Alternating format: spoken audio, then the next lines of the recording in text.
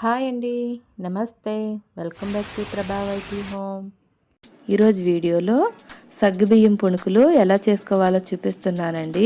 ఇవి వేడివేడిగా క్రిస్పీగా టేస్టీగా చాలా బాగుంటాయి. ఒక్కసారి టేస్ట్ చేశారంటే పిల్లలైనా పెద్దవాళ్ళైనా చాలా ఇష్టంగా తింటారు. ఒకదాని తర్వాత ఒకటి తింటారండి, అంత బాగుంటాయి. మీకు నా వీడియో నచ్చితే సబ్స్క్రైబ్ చేసుకోవడం మర్చిపోకండి.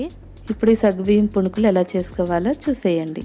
ఫస్ట్ ఒక గిన్నె తీసుకొని 1 కప్పు వరకు సగ్గుబియ్యం వేసుకోవాలండి.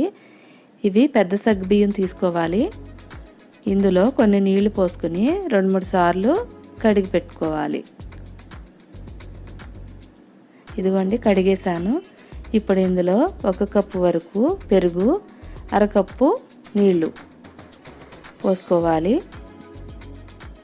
ఏ కప్పుతో తీసుకుంటే అదే కప్పుతో తీసుకోండి. ఒకే కప్పుతో అయితే మీకు కరెక్ట్గా ఉంటుంది. ఇలా అన్నీ వేసుకొని కలుపుకొని మూత పెట్టేసుకొని ఒక 5 గంటల వరకు నానబెట్టుకోవాలి. ఇప్పుడు ఇందులోకి కరివేపాకు, కొత్తిమీర, ఉల్లిపాయలు, పచ్చిమిర్చి, జీలకర్ర, అల్లం, బియ్యపిండి ఇవన్నీ రెడీ పెట్టుకుని ఉంచుకోవాలి. 5 గంటలు అయిపోయిందండి. సగ్గుబియ్యం నానిపోయాయి. ఇప్పుడు ఇందులో 1/2 కప్పు వరకు బియ్యపిండి వేసుకోవాలి. ఇందులోనే ఉల్లిపాయ ముక్కలు, ఇది ఒక ఉల్లిపాయ అండి, ఇలా ముక్కలు కట్ చేసుకుని వేసుకోవాలి.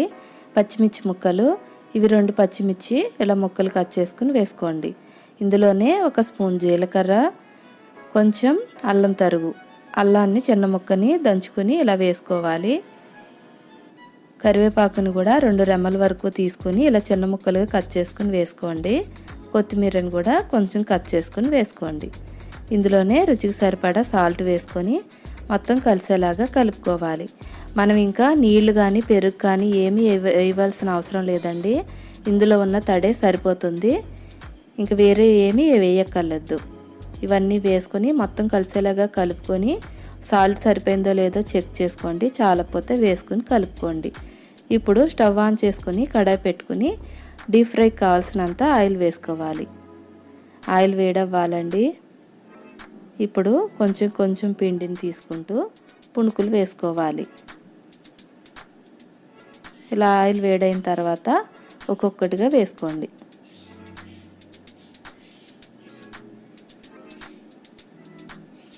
ఈ సగ్గుబియ్యం పుణుకులు చాలా బాగుంటాయండి. మీరు ఒకసారి చేశారంటే మళ్ళీ మళ్ళీ చేసుకుని తింటారు. చాలా క్రిస్పీగా టేస్టీగా ఉంటాయి. తినే కొద్దీ తినాలనిపిస్తుంది, అంత బాగుంటాయి.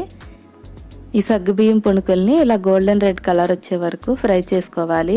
స్టవ్ మీడియం ఫ్లేమ్లో పెట్టుకుని ఫ్రై చేసుకోండి. ఇప్పుడు ఫ్రై అయిపోయినాయి కదండి, వీటిని ఒక ప్లేట్లో తీసేసుకుందాం. ఆయిల్ కూడా పీల్చదండి, చాలా బాగా వస్తాయి. ఇలాగే అన్నీ తీసేసుకోవాలి. చూసారా, సగ్గుబియ్యం పుణుకులు రెడీ అయిపోయినాయి. మళ్ళీ అదే కడాయిలో మనం పుణుకులు వేసుకుందాం.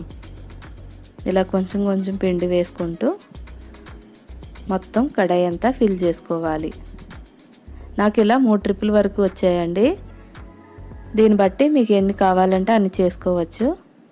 మీకు సగ్గుబియ్యం 1/2 కప్పు అయినా కూడా చేసుకోవచ్చు, ఇన్నొద్దు అనుకుంటే. మళ్ళీ ఇవి కూడా కలర్ చేంజ్ అయిపోయినాయి కదా, వీటిని కూడా అదే ప్లేట్లో తీసేసుకోవాలి. ఈ సగ్గుబియ్యం పుణుకులు వేడివేడిగా క్రిస్పీగా చాలా బాగుంటాయి. మీకు కనుక నా వీడియో నచ్చితే సబ్స్క్రైబ్ చేసుకోవడం మర్చిపోకండి. చూసారా, సగ్గుబియ్యం పుణుకులు ఈవినింగ్ స్నాక్గా తినొచ్చు. పిల్లలకి ఇంట్లో తినడానికి ఏమీ లేనప్పుడు ఇలా చేసి పెట్టొచ్చండి. స్కూల్ నుంచి వచ్చేసరికి మనం ముందే సగ్గుబియ్యాన్ని నానబెట్టుకుని ఉంచుకుంటే వాళ్ళు వచ్చాక వేడివేడిగా చేసి పెట్టొచ్చు. చూసారు కదా, మీరు ట్రై చేసి నాకు ఎలా ఉన్నాయో చెప్పండి. నా వీడియో నచ్చితే లైక్ చేయండి, షేర్ చేయండి, సబ్స్క్రైబ్ చేసుకోండి. Thank you.